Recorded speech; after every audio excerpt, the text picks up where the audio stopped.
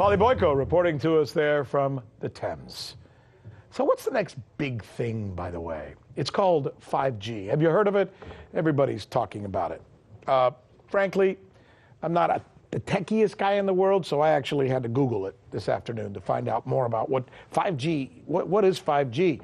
So I looked at Wikipedia, and here's what I found out that Wikipedia says. 5G, according to Wikipedia, is the latest generation of cellular communications targeting high data rates, reduced latency, energy savings, cost reductions, higher system capacity, and massive connectivity. There you go.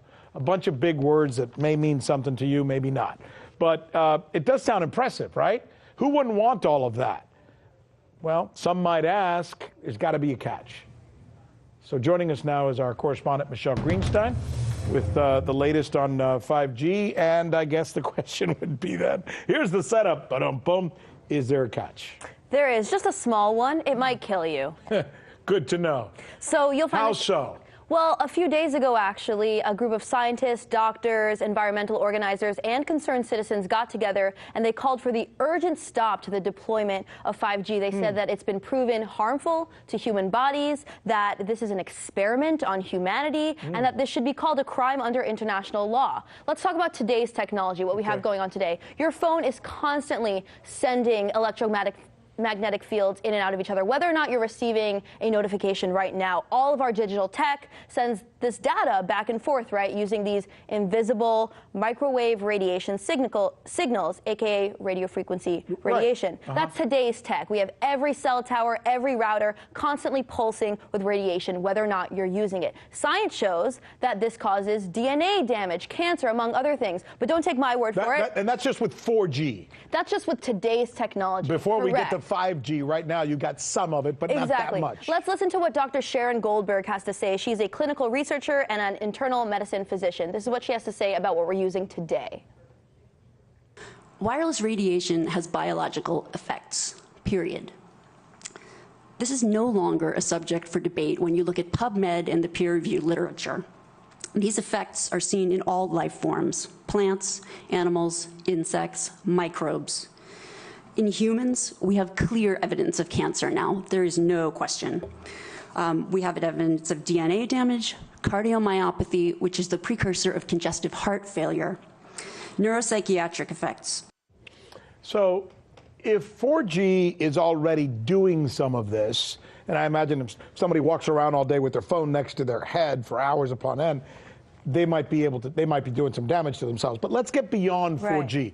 How much more potentially dangerous will 5G be, and why? Well, here's what's really dangerous about 5G. I mean, it's being sold to us as super awesome. You know, your toaster can talk to your door lock. It can talk to your self-driving car. Like, you have a thermostat in your home that knows when you're home. You have these smart homes. Like, it just really sold to us as being awesome. But the downside is that with this rollout, it will be impossible to exist in a city or to walk outside without being exposed. There's going to be a cell tower in front of every few houses. And this means that your personal choices, whether or not you personally use a cell phone or hold it 10 inches away from your head, that cannot escape you from your radiation exposure. So let's listen to what Dr. David Carpenter, another public health physician and actually a signatory to this international appeal, had to say. I asked him about the safety testing that's been done with this 5G rollout. Okay. There's been no safety testing of 5G.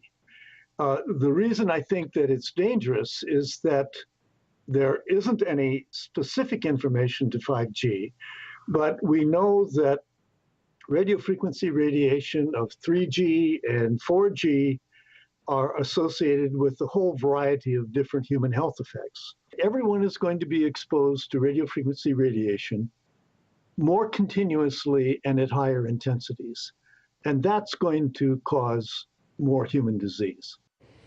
So if I was your big brother or your dad, and you're being a little younger than me and probably have a little more awareness of this stuff, and I asked you, So when you describe 5G, for those in the audience that maybe don't understand it, it's like this Alexa thing that's being sold to us. It's this thing in our homes where, as you said, our toaster's talking to our phone and our phone is talking to... The Internet of Things, right? So, I mean, if you go online and Google Internet of Things, it's just like utopian Everything is vision. connected, right? Everything, yeah. Sounds super amazing. That's what 5G will eventually hope to become. Exactly. And you're saying... it's too much. It's too omnipresent. Well, I'm saying that there should at least be a public debate about the health effects. And the fact is, the government is completely not jumping on the ball. I mean, because of the Telecommunications Act of 1996, which says that no state or local government can regulate the placement of any cell towers regardless of environmental effects. Right. That has really laid, there it is right there, that has really laid the groundwork for this toxic infrastructure. What is that we're looking at? I mean, I hate This is the Telecommunications Act of 1996. It's long. Why am I reading it?